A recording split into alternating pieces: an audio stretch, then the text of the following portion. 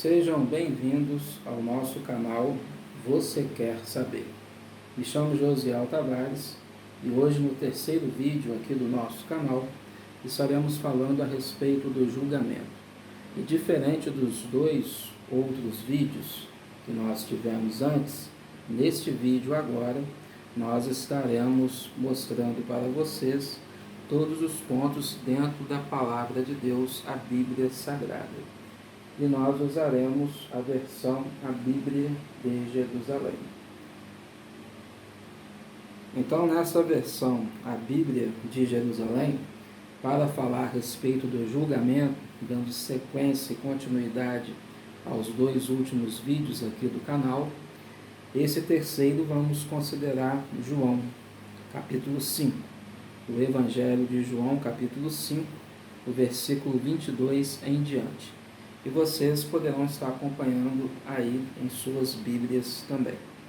João, capítulo 5, versículo 22 em diante, que diz: Porque o Pai a ninguém julga, mas confiou ao Filho todo o julgamento, a fim de que todos honrem o Filho, como honram o Pai.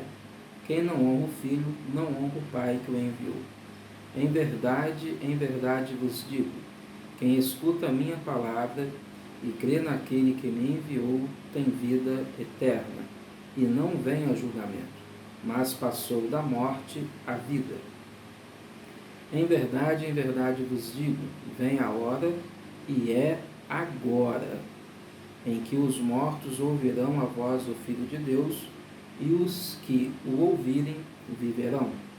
Assim como o Pai tem a vida em si mesmo, também concedeu ao Filho ter vida em si mesmo. E lhe deu o poder de exercer o julgamento, porque é Filho do homem. Não vos admireis com isso, vem a hora em que todos os que repousam nos sepulcros ouvirão sua voz e sairão. Os que tiverem feito o bem, para uma ressurreição de vida. Os que tiverem praticado o mal, para uma ressurreição de julgamento. Por mim mesmo nada posso fazer.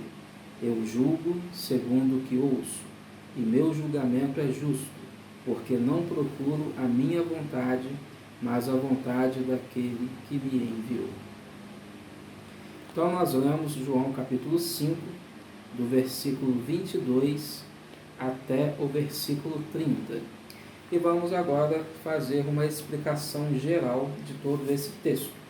Em vídeos futuros nós poderemos estar mostrando também versículo por versículo mais detalhado.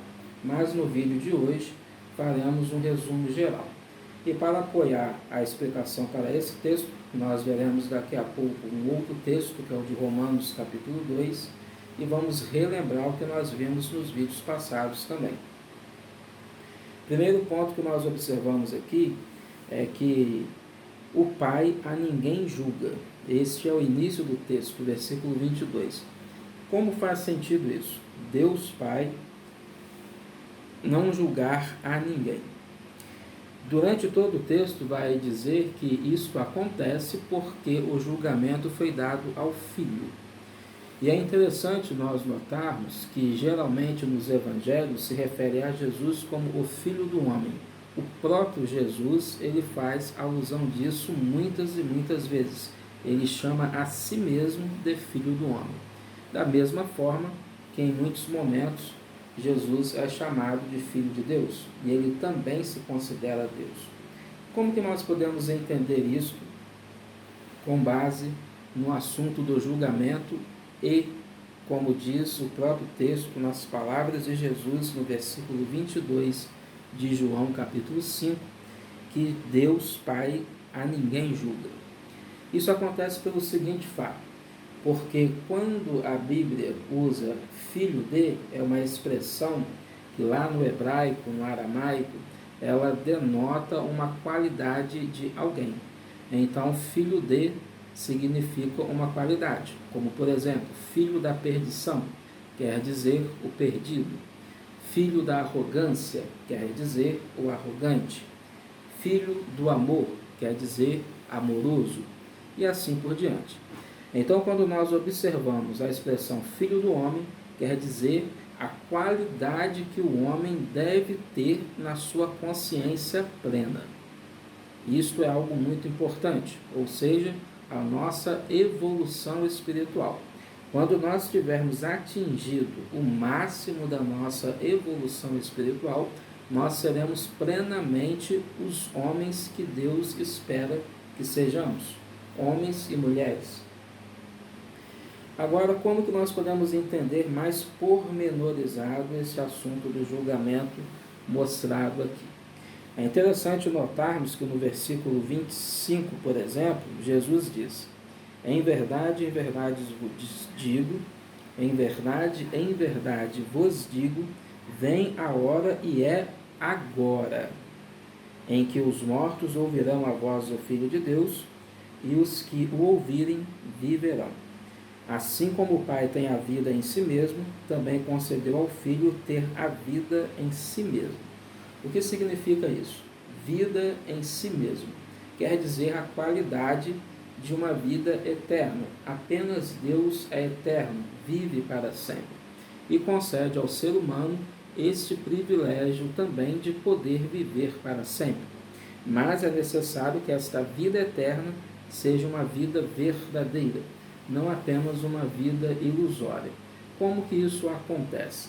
A partir do momento em que nós conseguimos compreender que o julgamento não vem de Deus e o julgamento também não vem de Jesus, porque, como mencionamos nos vídeos anteriores, o objetivo é nós começarmos a ver o simbolismo por trás do texto sagrado, a Bíblia, e daí nós termos um entendimento muito mais profundo e não ficarmos apenas no que já é dito em praticamente todas as igrejas, todas as religiões cristãs, que é a literalidade do texto, que tudo é exatamente como está escrito. Pode ser que seja, pode ser que sim, mas observamos que isso não ajuda tanto as pessoas a evoluir. Por que motivo? Porque as pessoas passam a viver segundo o medo, vivem com medo, medo de serem punidos. E muitas vezes passam a fazer o que é certo não por amor, mas por medo da punição, quer seja uma punição agora nessa vida, quer seja uma punição na vida futura, chamado inferno, por exemplo. O que o texto de João, bem como muitos textos na Bíblia Sagrada, nos mostra de forma simbólica, é que o entendimento é muito mais profundo. Ou seja, se nós, que somos a imagem e semelhança de Deus, se nós somos os irmãos de Cristo, somos membros do corpo de Cristo, isso é muito claro na Bíblia. Quem estuda, vai à igreja, já ouviu isso diversas vezes. Quando o texto sagrado diz que Jesus é a cabeça, nós somos os membros do corpo de Cristo. Quando Jesus Cristo, por exemplo, em Mateus capítulo 25, que é um texto que vocês podem depois estar lendo, do versículo 31 em diante, onde ele fala do julgamento. E ele diz o seguinte: vem a hora em que o Filho do Homem se assentará no seu trono glorioso, e diante dele se ajuntarão todas as nações, todas as pessoas. E diz que os anjos vão estar junto dele. Nesse texto é mencionado ali por Jesus Cristo que o julgamento vai ser com base naquilo que nós fizermos para com ele. Por que motivo? Podemos ver esse texto para ficar mais claro. Mencionamos antes que iríamos ver apenas dois, que seria João e Romanos, mas é bom nós vermos esse texto também. Mateus capítulo 25, versículo 31 em diante, que diz: quando o Filho do Homem vier em sua glória e todos os anjos com ele, então se assentará no trono da sua glória, e serão reunidas em sua presença todas as nações. E ele separará os homens uns dos outros, como o pastor separa as ovelhas dos bodes, e porá as ovelhas à sua direita e os bodes à sua esquerda. Então dirá o rei aos que estiverem à sua direita: Vinde benditos de meu Pai, recebei por herança o reino preparado para vós desde a fundação do mundo. Pois tive fome e me desses de comer, tive sede e me desses de beber. Era forasteiro e me acolhestes, estive nu e me vestistes, doente e me visitastes, preso e viestes ver-me. Então os justos lhe responderão: Senhor, quando foi que te vimos com fome e te alimentamos, com sede e te demos de beber? Quando foi que te vimos forasteiro e te recolhemos, ou nu e te vestimos? Quando foi que te vimos doente ou preso e fomos te ver? Ao que lhe responderá o rei: Em verdade vos digo, cada vez que o fizeste a um desses meus irmãos mais pequeninos, a mim o fizestes.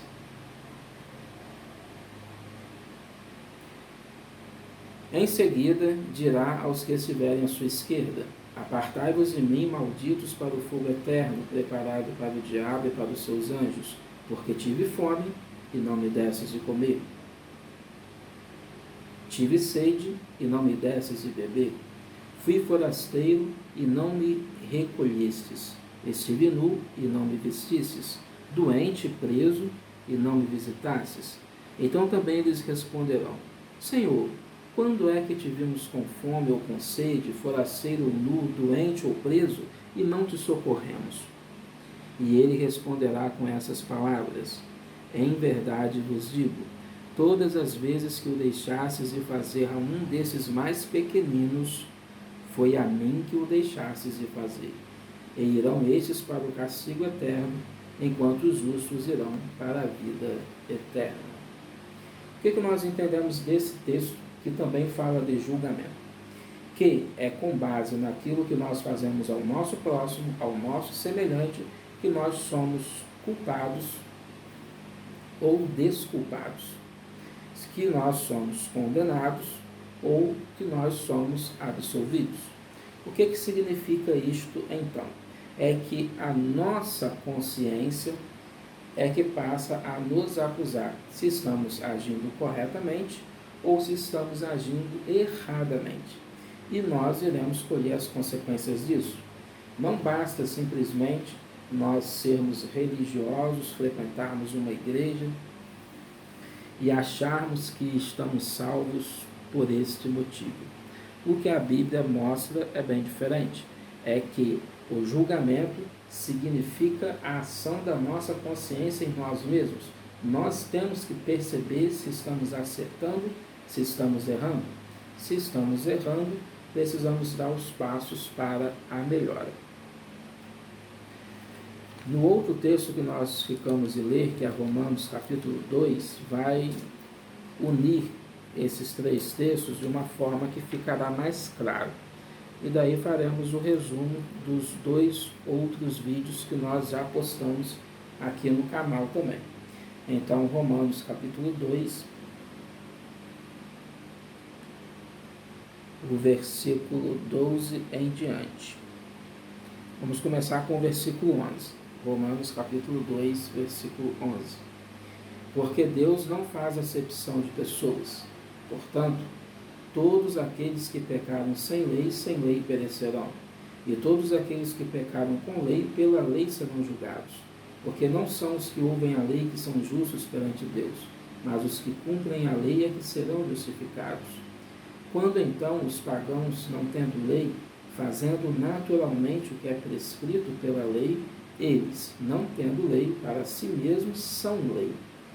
Eles mostram a obra da lei gravada em seus corações, dando disto testemunho, sua consciência e seus pensamentos, que alternadamente se acusam ou defendem. No dia em que Deus, segundo o meu Evangelho, julgará por Cristo Jesus as ações ocultas dos homens. Percebem aqui nesse texto, onde mostra de forma muito clara, muito nítida, que é a nossa consciência que atua em nós para nos julgarmos, quer seja para nos defender ou acusar. Isso é muito claro. Se nós continuarmos com o pensamento de que é Jesus Cristo sentado num trono que irá nos julgar, que é Deus Todo-Poderoso, Deus Pai, o Espírito Santo, a Trindade, que vai se assentar em tronos, abrir livros e ler para nós o que está escrito em nossa vida e dizer para nós: você vai para a vida eterna porque fez o que era correto, você vai para o inferno porque fez o que era errado, nós continuaremos a viver com medo. E esse medo não nos levará a lugar nenhum de bom verdadeiramente, porque o que Deus quer de nós é o amor. Amor a Ele, que nos criou, e amor ao próximo como a nós mesmos. Isso só conseguirá ser atingido quando nós compreendermos de fato que quem nos julga somos nós mesmos, e nós colhemos as consequências de nossas ações, quer sejam boas, quer sejam más. E voltando a fazer um resumo dos 2 outros vídeos que nós tivemos. Nos 2 outros vídeos, o primeiro e o segundo, nós vimos de forma clara que o que aconteceu lá no Jardim do Éden, com a árvore do conhecimento do bem e do mal, que Adão e Eva comeram, era na realidade o libertar da consciência, ou o abrir da consciência. A partir do momento em que o ser humano deixou de ser como um animal que fazia coisas sem saber que era certo, que era errado, ele passou a usar a sua consciência. E daí ele passou a se acusar e a se defender. Vimos uma evidência ou uma prova disso na questão do incesto, pois se havia apenas Adão e Eva existindo no mundo, e eles tiveram seus filhos, com quem os seus filhos se casaram para dar sequência à humanidade? Foi necessário que casassem uns com os outros, que filho casasse com a filha, talvez até mesmo pai com filha, talvez até mesmo mãe com filho, que eles se procriassem entre si, algo que é abominável para nós hoje. E a própria palavra de Deus, a Bíblia Sagrada, condena isto, condena o incesto. E se Deus é o mesmo ontem, se Deus é o mesmo hoje, se Deus é o mesmo sempre, como que Ele permitiu que isso acontecesse? Fica muito mais lógico, então, nós compreendermos que a árvore do conhecimento do bem e do mal, que o ser humano comeu, é um simbolismo do abrir da consciência, o despertar da consciência. E o ser humano, a partir de agora, então, começa a saber o que é certo e o que é errado. E quando lá em Êxodo, capítulo 2, capítulo 3, aliás, aonde Deus diz para Moisés o significado do seu nome, que é Eu Sou, que nós vimos isso no segundo vídeo, nós vemos ali de forma clara também que Deus está mostrando para nós que este Eu Sou, que é Ele e que somos nós, é que atua em nós.